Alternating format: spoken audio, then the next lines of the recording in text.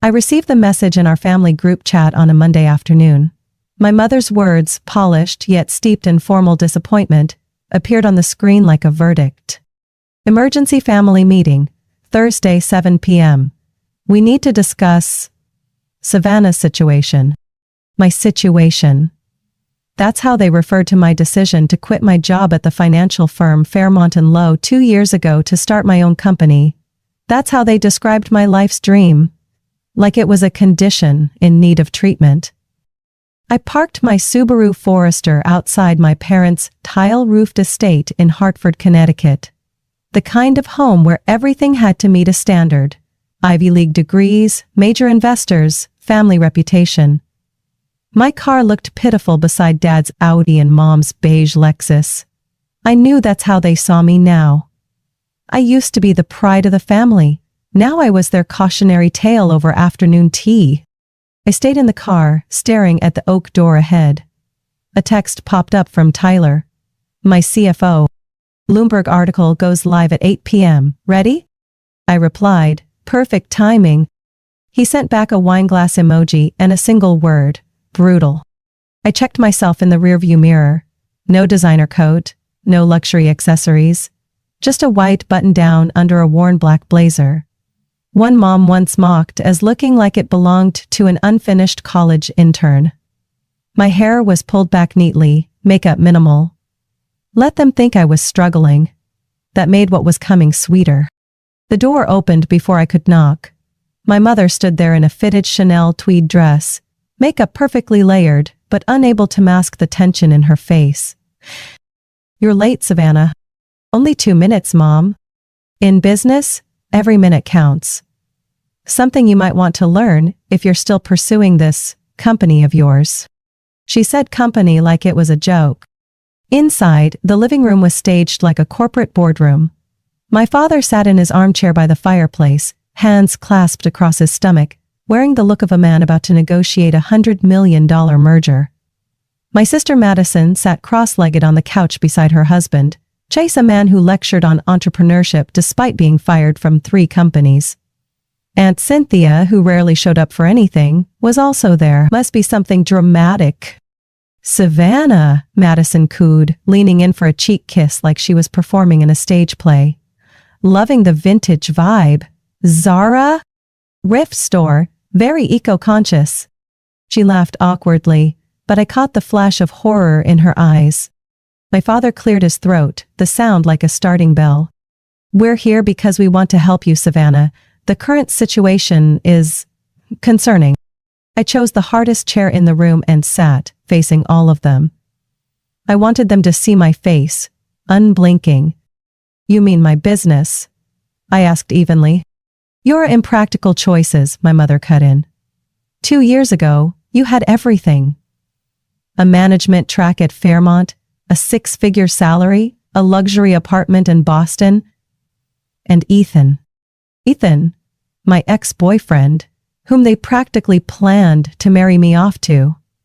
I left all of it behind to found Linex Analytics, a software company focused on healthcare data systems. And to them, that was career suicide. And now, my dad added, a tiny apartment, a beat-up car, and working past midnight for a company no one here even understands. Calling it a startup is generous, Chase chimed in. The market's saturated, you'd need serious capital, which you don't have. I pressed my lips together, stifling a smile. He didn't know my company had rejected his investment pitch just weeks ago. And he still hadn't figured it out. We just want what's best for you, Madison added, in a voice that sounded like a vitamin ad. There's no shame in admitting something's not working. Mom said Fairmont would take you back. Mom's friend's daughter just became CFO there, Aunt Cynthia said proudly. Youngest in company history. Could have been you. I glanced at my watch. 7:44 p.m., 16 minutes to go. No one's asked what my company actually does, I said. You've all just judged me by the car I drive and the clothes I wear. Dad stood up, launching into his urgent solution plan. The room was ready to lay out a roadmap for reintegration, back to what they called the right path. I said nothing, I hadn't even had a full minute to sit down before my mother dragged a chair closer, setting her wineglass on the table like she was about to preside over a trial. You've had 2 years, Savannah, but you need to hear this clearly. This isn't some phase of self-discovery anymore. This is a downward spiral. My father clasped his hands and leaned back, as if preparing to deliver a shareholder rebuttal. When you walked away from your position at Fairmont, your mother asked me to have faith in you. She said you needed time. But look at you now. 29, still unsettled, no marriage, no children, no real home. Just an idea on paper. I've never seen a business plan from you, he added, eyes still on his glass. You've been evasive, like you're hiding something. Madison, still sitting with her legs elegantly crossed like a magazine spread, chimed in. Remember our last night in that Newbury Street apartment? I cried because I thought you were throwing it all away. I truly believed you'd come back. You and Ethan were perfect together. I turned to look at her. Not a wrinkle on her face, sparkling white teeth and eyes that glimmered, though not from emotion, but from colored contact lenses. Ethan didn't believe in women leading anything, I replied flatly. And now you're not leading anything? Chase interjected, leaning forward. A company with no LinkedIn presence, no office address, no public website. You really think anyone takes that seriously? I almost laughed. No public website? Because we're under NDA with 3 of the largest healthcare conglomerates on the East Coast. But why bother explaining that to a man who once described blockchain as an app for concert tickets? Cynthia adjusted her scarf, her tone syrupy sweet but colder than any boardroom air conditioning. Your parents sacrificed a lot to give you a proper education. They don't deserve to be in this position. When people ask what Savannah's doing now, your mother has to pretend she didn't hear them. You think that's pleasant? I looked directly at her. It's not pleasant, but it's not worse than being treated like a failure, just because I didn't follow a path someone else laid out. Madison sighed dramatically. You know what? Chase was just asked to consult for a health tech venture fund. Maybe you should talk to them. They might find a place for your idea. I'm not looking for a place, I said, my voice dropping. I'm building one. No one responded. They thought I was being petulant. My father cleared his throat again. Fairmont still keeps in touch with me. They said you were one of their most promising hires. They'd take you back. Maybe not right away. But I can arrange a call. There's no shame in starting over. I don't need to start over, I said, eyes fixed on the clock. 7:53 p.m. My mother snapped, turning to face me. Then what do you call this? Living in a 1-bedroom in East Cambridge? Working 16-hour days? No stable health insurance? No retirement plan? Is that what you call success? I stayed silent. Chase shook his head and pulled out his phone. Want to see the company I'm consulting for? They've got an AI health data platform, website, PR team, a legit logo. Not whatever shadowy thing you're doing. He scrolled and shoved the screen toward me. I glanced at it. A company launched 2 months ago, with a logo suspiciously similar to one of our unreleased internal prototypes. 7:50 p.m. Savannah, Aunt Cynthia leaned in. You should think of your mother. She cried all night because you won't say anything about your job. She's terrified of what people are saying. Do you know what they're saying? No. And I don't care, I said, calm but firm. Ungrateful, Madison muttered. I turned to her. Silence isn't ingratitude, it's self-preservation. Madison's phone buzzed with a notification. A moment later, Chase's did too. Babe, have you seen this? He asked, his voice dropping. I pressed my lips together. 8 o'clock. My mother's voice still carried sharpness. So what exactly does this mystery company of yours even do? Or is it all just smoke? I stood, slowly pulling my iPad from my bag and placed it on the oak table. A small gesture, yet enough to draw every eye in the room. I hadn't even touched the iPad when Madison's phone started buzzing non-stop. She glanced down, ready to swipe it away like usual, but suddenly froze. Whatever it is, Is this? She muttered. Her skeptical expression quickly twisted into disbelief. Chase leaned over, snatched the phone from her hand. His jaw clenched, his face turned red. My mother furrowed her brow, craning over the table to see. What's going on? She snapped. I kept my face neutral, opened the iPad, and tapped straight to the newly published Bloomberg Business Tech headline. In bold letters, the woman behind the healthcare data revolution, Savannah Blake, 29, takes Linex to a $2,400,000,000 0 cents valuation. Below it was my portrait, taken at my Cambridge office. Soft daylight through the glass windows. Behind me, whiteboards filled with algorithms and a national hospital network map. Chase's voice was tight. This is real? It's my company, I said. Nothing more, nothing less. My mother's hands trembled as she nearly knocked over her wine glass. My father stood abruptly, circled the table, and stared at the iPad like he might find a typo.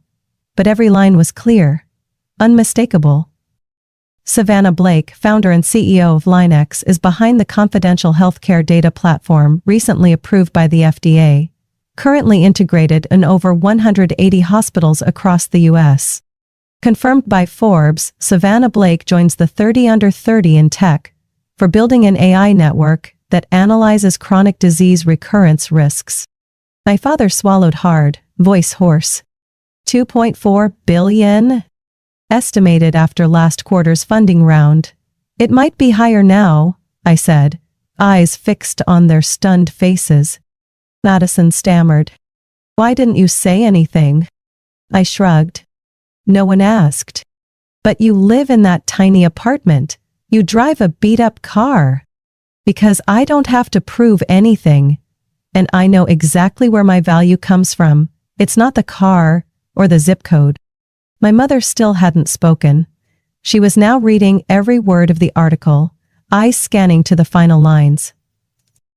Blake maintained complete operational secrecy for nearly 2 years, refusing all interviews until federal medical certification was obtained. Bloomberg confirms she rejected 3 acquisition offers, each worth over $1 billion. She looked up, her voice faltering. You turned down $1 billion? 3 times, I said. Because what I'm building isn't meant to be sold off for quick fame. I'm redefining how healthcare data is managed in this country. Chase stood up so fast it looked like I'd admitted to espionage. Madison clutched her mouth. My father slumped in his chair, his whole body deflated. Aunt Cynthia let out a soft gasp. Oh my God. I flipped the iPad to the next screen. An interactive map of all hospitals under contract with Linex. A dense network of green dots covered more than half the country. These are the places using our technology. And this, I pointed to the lower right corner logo, this is why Chase didn't get funding. That firm? It's my subsidiary. I acquired it 6 months ago. Chase went pale. Madison collapsed into her seat like the oxygen had been sucked from the room. I looked at my parents. 2 people who'd believed that Ivy League degrees and 6-figure salaries defined worth. Now, that definition sat across from them, needing no permission to exist. The blazer I'm wearing, I adjusted the lapel slightly. Yes, it's from a thrift store. But it'll be on a magazine cover next week. They're writing about female leaders who ignore superficial signals. No one said a word. The silence was unnerving. Just then, my mother's phone rang. She jumped, glanced at the screen, and sighed. It's Mrs. Harrison. She sent the article with the message, "Is this your daughter?"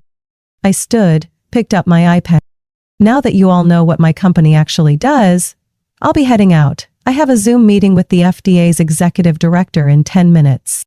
I walked toward the door, then paused. Oh, and Madison?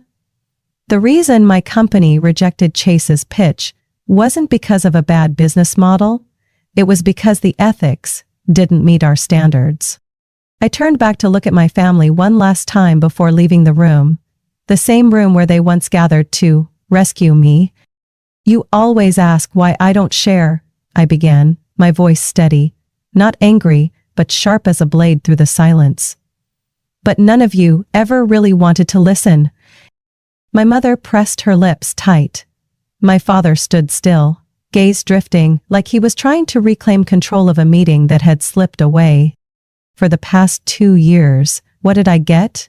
Calls asking when I'd wake up, texts suggesting I consider real jobs, and questions like, "Are you sure you don't need help?" I stepped forward, iPad still firm in my hand. I didn't stay silent because I was ashamed. I stayed quiet to work in peace. Because I knew, if I failed, you'd say, "We told you so." And if I succeeded, it would be, "Why didn't you tell us sooner?" Aunt Cynthia shifted, glanced at my mother, about to speak. I raised my hand gently. "No need. Do you remember the last time you checked in on me, Aunt Cynthia? It was at Madison's wedding. You asked, 'Still playing with those tech toys?' and laughed like it was a joke." I turned to Madison, still dazed. "You stood in the middle of that reception and mocked me for living in a one-bedroom apartment. That same night, while you flaunted a $6,000 Chanel bag, I was negotiating a data contract with the Army." She opened her mouth, but I didn't give her the chance. "And Chase," I said, turning to him. "You emailed a fund called Helix Ventures, claiming to have a personal connection with the Line X team. Unfortunately, the person who read that email was my CFO. Tyler forwarded to me and asked one thing. Who is this guy?" Chase flushed, lips pressed thin, but said nothing. "Remember that tech summit in Baltimore?" I continued. "You came with Madison, sat in the front row, and loudly dismissed one of the presentations as lacking vision? That was our first internal demo of Linux Core. I was 2 rows behind you. I heard every word." My father furrowed his brow. "You make it sound like you were hiding from us." I turned to him, voice calm. "No one ever asked what I was building. You only cared whether I was doing something that fit the family's definition of success, a definition built entirely on salaries and LinkedIn titles." The air thickened. I exhaled slowly and set the iPad back on the table. I used to think that once I succeeded, you'd see me differently. But now I realize, you never really saw me. You only saw the version of failure you imagined and projected it onto me. My mother stood abruptly. "Is that how you see this family? We just wanted what's best for you. We were worried."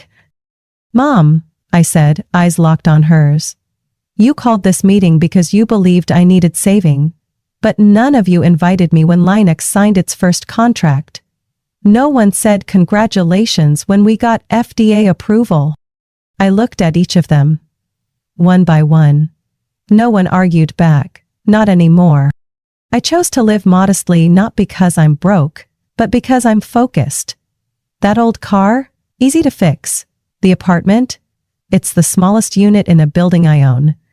I don't brag because I don't need applause. I bent down, picked up my bag, and stood tall. The most painful thing isn't being doubted. It's being defined by the eyes of people who should have believed in you.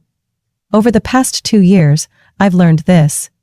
No one can erode your confidence more easily than your own family. I walked toward the living room door, but paused at the threshold. "But don't worry," I added, turning back with a quiet smile. "Next time someone asks, 'What's Savannah's family like?' I won't hesitate anymore. Because now, I know the answer very clearly." And with that, I walked out of that house. The house that once saw me as the wayward daughter. And stepped into the cool night air, feeling like I had finally shed a skin that no longer belonged to me. Less than an hour after I left that house, my phone lit up like a switchboard. The first message was from my mother. "Savannah, sweetheart. I'm sorry if I ever hurt you. We were just worried. Can you come home for dinner this weekend?" Then came a string of texts from Madison. "Sis, I honestly had no idea. I'm in shock. But I'm really proud of you. Can we FaceTime? I wanted to ask your advice on a few investment ideas." I didn't respond. But they didn't stop. My father texted. "The article was incredible. Your mother's been emotional all day. If you're free, I'd love to invite you to an upcoming conference. A lot of people are eager to connect with founders like you. I sat alone in the warm glow of my living room, watching the rain tap softly against the Boston window panes. Each drop like an apology that had arrived too late. Chase sent a one-line email. I misjudged you. If there's ever a chance, I'd love to explore a collaboration with Linux. And then came Madison's full-length monologue of a message. I've been thinking, maybe we could do something together? I've got great contacts in fashion. Who knows? Maybe Linux could do something with customer trend analytics? You once said data is gold, right? I couldn't help but laugh, half tired, half amused. She'd never listened to me talk about my work for more than 3 sentences. Now, she was quoting me to climb back up a ladder she'd once kicked out from under me. The next morning, when I walked into Linux HQ, Claire was already waiting by the elevator. Savannah, we've got a flood of messages in the company inbox. Some media, but one in particular, from your mom. Still using the pink floral Gmail address? Still. Leave it, I'm not responding. Claire nodded without pressing. She understood me better than the people I'd lived with for 2 decades. By 9 a.m., I was in a strategy meeting, presenting our AI pipeline for real-time medical case analysis. Midway through, my phone buzzed lightly. A message from Dad. Dinner tonight? Your mom's making that chicken soup you love. We won't talk business, just family. Just family. It sounded like a vow, but one delivered after they had already built a stage to exile me from. I didn't reply. By noon, Madison had posted on LinkedIn, tagging me. So proud to have a sister like Savannah, strong, brilliant, and always fighting quietly for success. My family has always believed in her, even if we didn't always say it out loud. Family pride. Female leadership. The post went viral with hundreds of likes and congratulatory comments. A few asked, since when was she Savannah's sister? I said nothing. PR emailed to ask if I wanted to issue a statement. I replied, no need, they're just borrowing my light now that it's warm. I don't owe them the fire. That afternoon I sat alone in my glass office on the 34th floor, watching the traffic weave like veins across the city. My phone buzzed again. Another message from Mom. You might still be angry with me, Savannah. But I've always been proud of you. When you left Fairmont, I cried all night. Not out of disappointment, but fear. Afraid the world might hurt you. I read the last line slowly. Now I see you're stronger than I ever imagined. Please, give me another chance. I set the phone down. I didn't delete it. I didn't answer either, just let it sit. Because what they didn't understand was this. I didn't get here because of their applause. I got here because I learned to walk without needing it. I used to wish they'd recognize my efforts. Now, I just wish they'd understand one truth. Saying sorry doesn't reset the clock. I'm no longer the daughter seeking approval. That version of me no longer exists.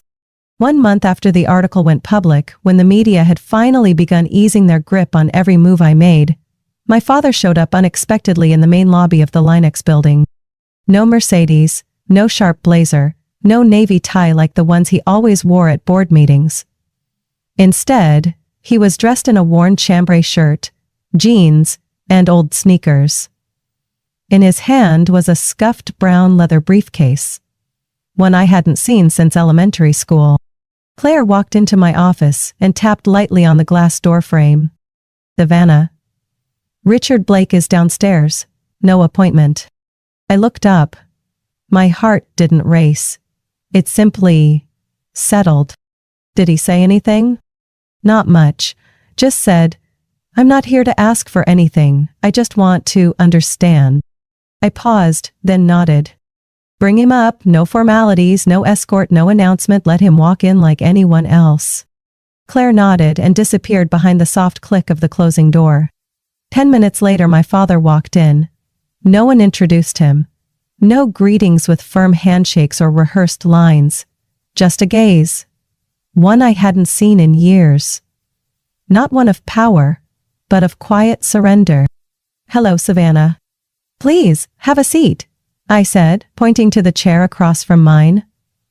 He didn't sit right away. His eyes scanned the room. Whiteboards covered in dense algorithms. Live dashboards from 42 linked hospital systems. Soft daylight streaming through the windows of the 34th floor. Finally, he sat, laying the old briefcase on his lap, and carefully unbuckled it. "These past few weeks I've been reading, more than I've read in my entire career." I tilted my head. "About what?" "AI, deep learning, healthcare data processing protocols, FDA 5.10Q, Linux's core framework. I even tracked down your sophomore research paper, Predictive Patterns in Pediatric Oncology." I stayed quiet. He pulled out a thick binder, hand-labeled with black marker. Savannah/Linux/Core Concepts. I printed every article, every demo report, every trade feature. I took notes in the margins like you were my professor. Because I realized I had no idea what you'd been doing all this time. I only judged it through what I thought was right. I let out a faint laugh. Not because it was funny. "So, what do you think now?" He removed his glasses, wiping them gently with a folded handkerchief. "I think I was wrong. Not because I underestimated you, but because I never considered that you might be right. In your own way." Silence lingered. I stood and walked to the whiteboard, picking up a marker. "You really want to understand?" He nodded. Quickly, no pride this time.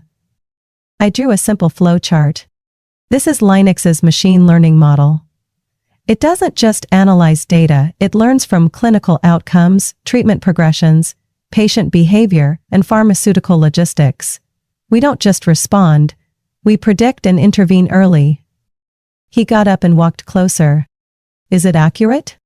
Over an 18-month validation period, our lung cancer recurrence prediction model reached 97.8% accuracy. For other conditions, the lowest was 92.1%. I turned to him, and for the first time, saw focused curiosity in the man who once taught me how to build spreadsheets in 5th grade. "You want to know why I worked in silence?" I said, more softly, not because I was hiding, but because I knew if I spoke too soon, everyone would try to fix me. He nodded slowly. "I've spent my life fixing things, but I've never built something like this." I walked back to my desk, pulled out a performance report and handed it to him. "This contains the results from 3 pilot models deployed in hospitals in Chicago, Austin, and Seattle. If you really want to understand, start here." He took the binder, flipped through a few pages, then looked up. "The last thing, I know I have no right to ask, but if there's a chance, I'd like to hear more from you. Not to critique, just to listen. This time, really listen." He didn't speak. Then I nodded. Not because he was my father, but because, finally, he was doing something no one in my family had ever done before. He was learning how to understand me in my own language. There were no tears, no hugs. Just a man walking out of my office with a thick stack of notes in his hand, and a look in his eyes that, for the first time, held genuine respect for the daughter he once called a dreamer without direction. 4 days after the meeting with my father, I received an email from my mother. The subject line read, "Well, dinner, no judgment, no lectures." The message was brief. "Savannah, I know this may be too late, but if you're open to it, I'd like the whole family to sit down together, just once. Not to tell you what to do, but to actually listen. Your father says this time, you're in charge." I leaned back in my chair, staring down at the streets below the Linux tower. A light drizzle. Not quite the old season, but not fully the new. I didn't reply right away. Instead, I texted Claire. "Prep the Omega room. Dinner for 10. No flowers, no candles. Standard white lights. Set up a large projector. Friday night." She messaged back instantly. "Family?" "Yes. But not the family they remember." At exactly 6:58 p.m. on Friday, the elevator doors opened, and there they were. My mother wore a muted gray moule dress, hair pinned back neatly but not stiff. Madison had on a soft cashmere sweater, no sequins, no Dior. Aunt Cynthia carried a bag of homemade pastries. My father stood in the center, in a plain brown coat, calm expression, the usual corporate sharpness stripped away. I greeted them in the lobby, no receptionist, no show. "Evening, everyone. Dinner's on the 35th floor, but there's something I'd like to show you first." I led them down the corridor to the Omega Room, the same space we used for system demos with CDC and Department of Health reps. This is where Linux presents our AI model to top medical agencies. I turned on the projector.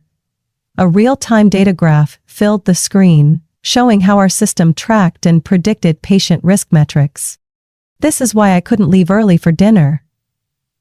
Every second, our system is identifying stroke risks, heart failure warnings, and adverse drug reactions before doctors even open the charts. Madison's eyes widened. My mother sank into a chair, clutching her purse. "And the apartment I live in?" I continued. "It's the smallest unit in a building where Linux owns 40% equity." "The car I drive?" "A smart tax deduction." The reason I kept silent? So no one would interfere while I was still shaping the dream. Silence. I turned off the screen. "If after all this you still want dinner, follow me." We entered a separate room. A long table, simple chairs, no tablecloth, just soft electric candles, and a preset menu from a local Italian spot.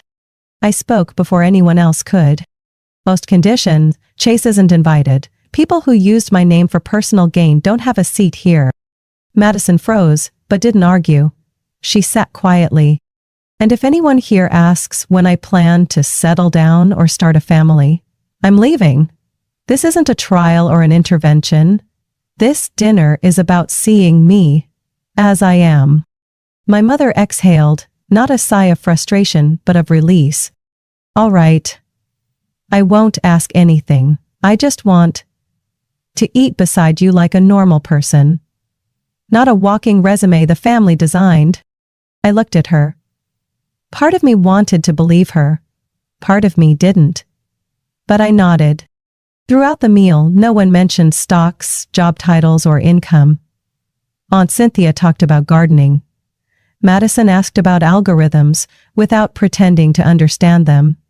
My father said he'd started taking online Python courses to understand how his daughter talks to machines.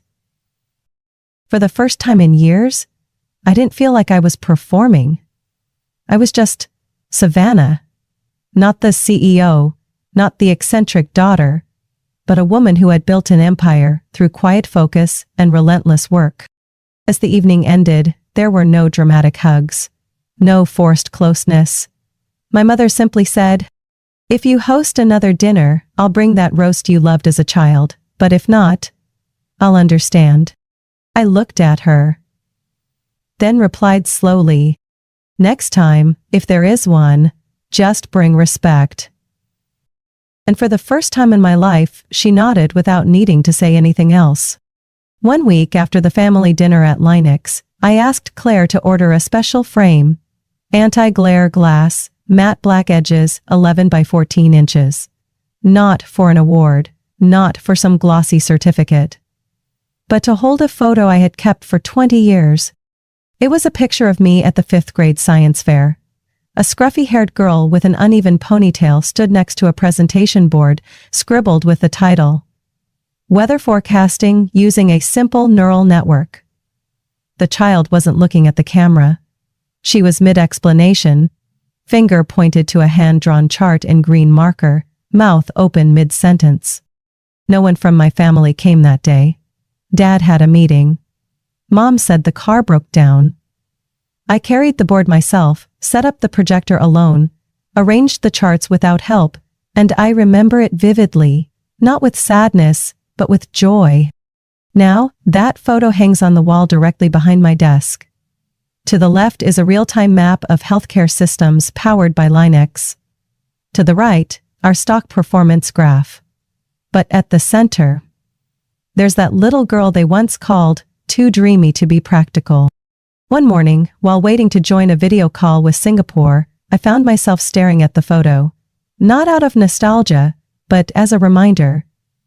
That child is the foundation, the beginning, the promise. Mid-thought, my phone buzzed. A text from Madison. Chase is under investigation for falsifying investment disclosures. I'm sorry, I should have trusted you sooner. I need some advice, if you're still open to speaking. I looked at the message, then placed my phone face down on the desk. I didn't respond. An hour later, my mom called, her 6th call in 3 days. I didn't answer, but I sent a single text. I hope you're doing well, but from now on, if it involves work or money, I won't engage. Family should not be entangled with control. And love is not a switch to be flipped when a daughter becomes successful. I hit send, then turned off my phone. Not out of anger, but because I had learned something. Clarity is the kindest thing I can offer, to myself and to them. That afternoon, during the board meeting, one of our longtime investors, Mr. Daniels, asked me, "Savannah, have you ever thought about writing a memoir? Your story, it deserves to be told." I laughed.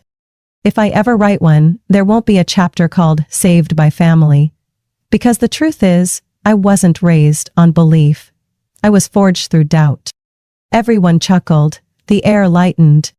I continued. And I know this might sound harsh, but success doesn't come from being recognized. It comes from continuing. Even when no one believes, you'll get anywhere. After the meeting, I returned to my office and glanced at the photo again. From the drawer, I pulled out a crumpled napkin. Faded ink along the edge, part of the first draft sketch of what would become the Linux core. I had drawn it on a cafe table when I was 25. I placed it in a smaller frame and hung it next to the science fair photo. 2 beginnings. No applause. No praise. But one constant, me. And I knew, no matter how many family dinners ended in apologies, no matter how many flattering posts appeared online, the reason I stood here wasn't external approval. It was the boundary I built, and the promise that I wouldn't let anyone cross it again. I am Savannah Blake. I am the founder of Linux. And I built an entire world from a girl they said didn't fit. Only now, the world will have to learn to fit me. Savannah's story proves that validation doesn't need to come from family or society. It comes from inner conviction and firm boundaries. In real life, not everyone has a support system. But if you believe in your own worth, work quietly, and refuse to let others define your path, success won't need defending, it will speak for itself. Savannah didn't need approval, she just needed space, and that was enough to rewrite the rules.